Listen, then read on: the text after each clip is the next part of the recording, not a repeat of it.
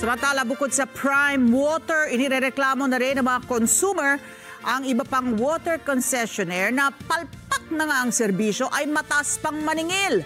Sa harap po nito, isang resolusyon ang inihain na po sa Senado para imbestigahan ang nasabing mga palyadong serbisyo sa tubig.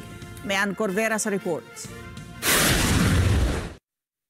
Umaaray na ang ilang residente ng Metro Manila at Cavite sa palpak na serbisyo at mataas na singil sa tubig ng ilang water concessionaires. Si Nanay Susan halos doble raw ang binabayad para lamang makakuha ng malinis na tubig. Prime Water ang nagsiserbisyo sa kanila sa Dasmariñas, Cavite, kung saan nagbabayad siya ng 200 pesos kada buwan pero bumibili pa siya ng galon-galong tubig para sa kanilang panligo at pagluluto. Sa tubig namin. Simula po yung kinuha nila yung tubig na yan, nagloko-loko na po yung tubig namin. Minsan wala, talaga nawala na talaga. Minsan sa hilira namin na yan, sa Kali na yan, minsan nagkaroon ng tubig sa isang pamilya, isa lang. Hanggang ngayon, nagdurusa talaga kami ng tubig. Ay, ang nirelasyon nilang tubig, hindi naman pwede pang saing. Minsan hindi mo pwede panglaba kasi maitim, makati. Pangbuhos lang talaga sa CR. Minsan maitim, minsan makalawang, minsan malangsa. Pero hindi lang pala Prime Water ang palpak ang serbisyo. Si Jojo inireklamo ang dumobling singil sa kanila sa tubig ng Maynilad Water. 3 lang anya silang nakatira sa kanilang bahay sa Baclaran sa Pasay, pero nakapagtatakang umabot ng 6,000 ang singil niya sa tubig, samantalang dati ay abot lang sa 2,500 hanggang 3,000 pesos. Nagreklamo na raw sila sa Maynilad pero hanggang ngayon walang sagot. Sumunod na 6 na buwan, sunod-sunod, tumaas na. Hindi ko alam kung anong dahilan kasi sunod-sunod yung mga gawaan doon. Nagkakaroon ng leak doon sa area namin. Maraming kinukumpaning kalsada, nagkakaroon ng leak. Duda ko baka yung system ko sa amin mang pinapasa eh. Yung mga tumatagas na ginagawa nila kasi kung kailan marami silang ginagawa kung pwede pa tumaas yung mga billing namin. Si Nanay Vicky na taga Quezon City, inireklamo rin bakit biglang tumaas ang babayaran niya sa singil sa tubig. Ako, ang taas lang din namin sa tubig. Grabe.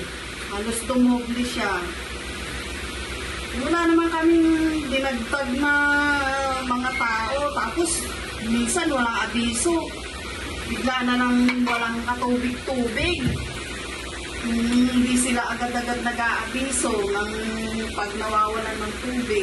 Ang laking perwisyo sa amin. Wala raw paliwanag ang Maynilad bakit tumaas ang bayarin na sana'y pandagdag na lang nila sa pambili ng pagkain. Ang bill namin 500 lang. Tapos ngayon, maabot na halos 1,000 na. Paano na ngayon? Ang hirap-hirap kaya ng buhay ngayon. Sana naman nila. Tsaka dapat good service ang Maynilad. Maging patas ba? Maging patas. Ang Maynilad Water Services ang nagsiservisyo ng tubig sa Caloocan, Pasay, Parañaque, Las Piñas, Muntinlupa, Valenzuela, Navotas, Malabon at ilang bahagi ng Quezon City. Si Senator Risa Hontiveros naghain na ng resolusyon para paimbestigahan ang ani palpak na serbisyo at hindi patas na probisyon sa mga kasunduang pinasok ng mga water district sa mga water concessionaires tulad ng Prime Water, Maynilad at Metro Pacific Water. Ayon sa senador, masyado nang dehado ang publiko, gayong binabayaran naman ang serbisyo ng tubig. Dapat singilin yung pangit na serbisyo sa tubig. Nauna ko nang na-file yung Senate Resolution number 16 na humihingi ng investigasyon dun sa mga, ayon sa COA, di umanong unfair provision sa mga joint venture agreements. Kulang talaga ang nilalaan na pondo para sa investments at saka maintenance nitong mga water concessionaires na ito.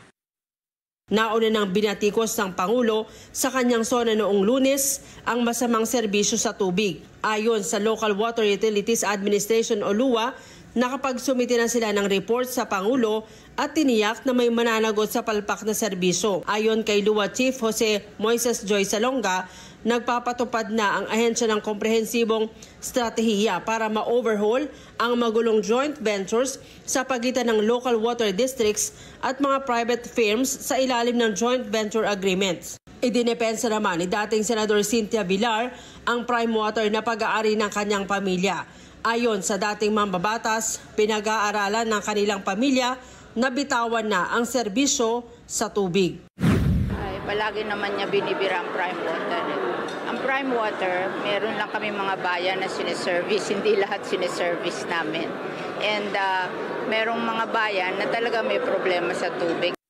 Tinawagan natin ang Maynilad pero hanggang ngayon wala pa silang sagot.